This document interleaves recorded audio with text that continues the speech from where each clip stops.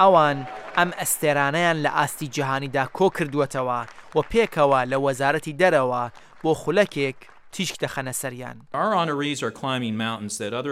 سەربڵندانی ئێمە سەرکەوتن بەو شاخانەی کە حوتەمەنیان ناتوانن بیبرن. ئەوان بە ئازایەتی و باوەڕ بەخۆکردن ئەو بەرزایەنە دەبرن کە کەمتر گەنجێک لە تەمەنی ئەواندا دەتوانێت تێیدا سەرکەوێت.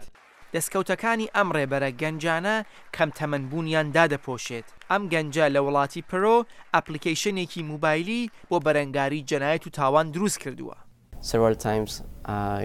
چەند جار ئەزمموی زۆر ناخۆشم لەگەڵ تاوانکاران هەبووە. هەر بۆیە کاتێک لە تەمەنی گەنجیدا کارم دەکرد هەستم بەوە کرد کە ڕەنگە من بتوانم بۆ چارەسەری کێشەی ئاوا کارێک بکەم.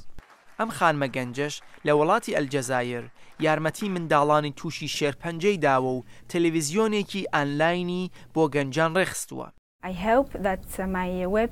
هیوادارم کە تەلەڤیزیۆنی ئانلاینی من ببێتە پلاتفۆرمێک بۆ ڕێکخراوە جۆراوجۆرەکان. ئاوا ئێمە دەتوانین سەبارەت بە بابەتە مرۆڤیە جۆراوجۆرەکان و هەستیارەکان وەک پەنابەران، منداڵان، ژنان و گەنجان قسە بکەین چونکە گەنجان داهاتووی ئەلجەزایرن.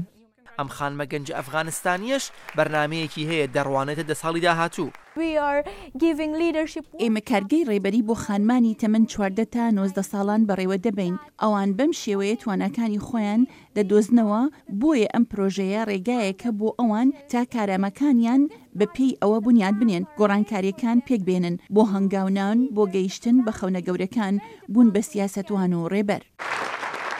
ئەم گروپەی براوەی جایزەی ڕێبەری گەنجە تازە سەرهەڵداوەکان سێ حوتوی داهاتووی خۆیان لە شارە جۆراوجۆرەکانی ئەمریکا دەبن تا لەگەڵ هاوتە ئەمریکایەکانیان بیرروڕا بگۆڕنەوە.